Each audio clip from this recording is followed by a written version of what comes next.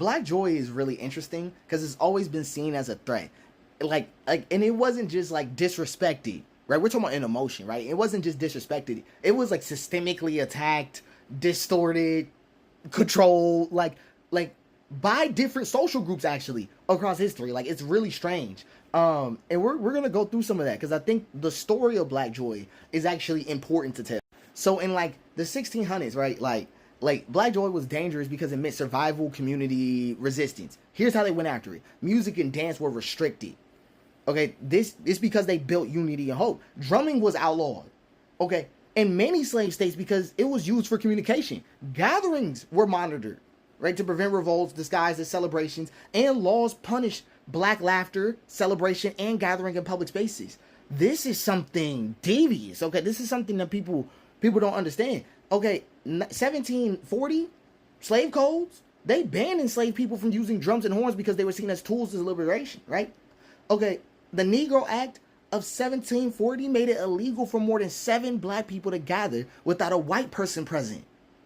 You know how absurd that was? It was because Black Joy led to connection, and connection led to that revolt. After slavery, Black Joy was still seen as a threat, and now it's targeted in public and private life. So here's the thing.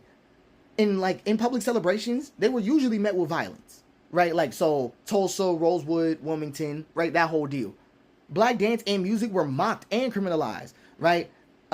Miss Treasley, I know that's what it's called, but I hope I said it right. And jazz bands, right? White mobs attacked thriving Black communities whenever too much success or joy was visible.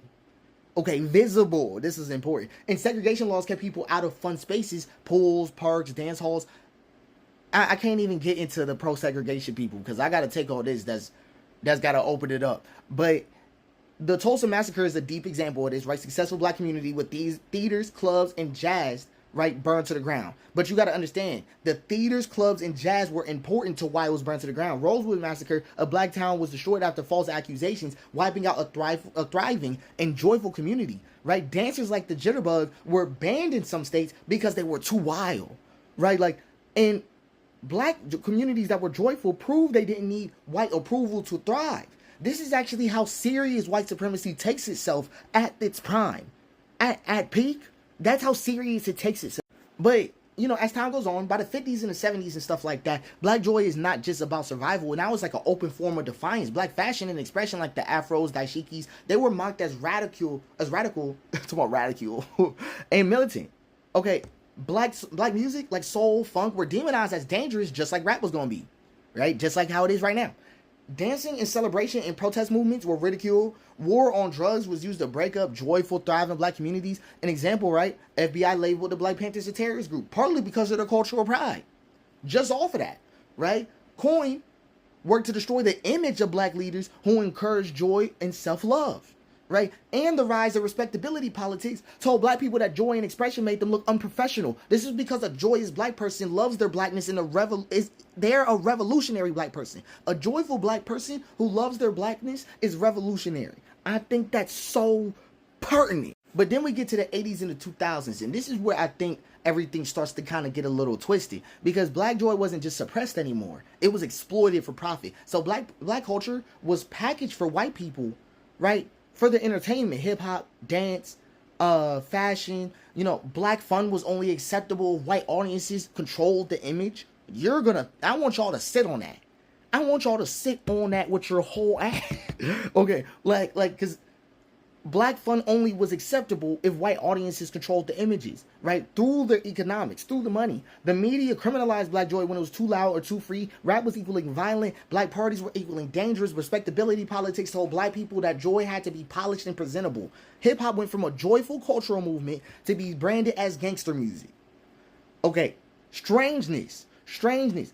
Okay, Black joy was embraced in ads, in TV, and in fashion, but only when white corporations could sell it. And black club culture was policed more heavily than the white nightlife. This is because the system realized that Black joy was powerful enough, so instead of banning it, they tried to outright control it with their hands. And here's where we get toward the present social media battleground. Black TikTok creators get banned, right? While white influencers profit off of Black dance trends. This is something that absolutely is a depiction of how Black joy today is still policed.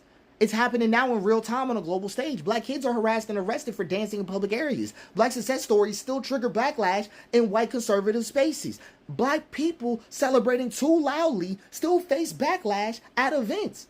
At your own graduation, you get criticized for celebrating too loudly. At a sports game, where else are you supposed to do it, right? And this is like with the TikTok strike, with the high school graduates that got denied diplomas just for dancing on stage. Right, HBCU bands and step teams still get targeted for disturbing the peace. Okay, Black joy is really seen as too much right now to them. But here's where it actually gets really sincere to me. Internal policing is really monstrous, right? It's coming from within the house. Okay, sometimes we internalize anti-joy messaging and project it out. Over time, certain ideas took root that made Black joy feel wrong, even amongst our own people. Respectability politics is one of the ones that I want to keep y'all in mind. Act professional, don't be too loud. Dancing and being silly makes us look bad.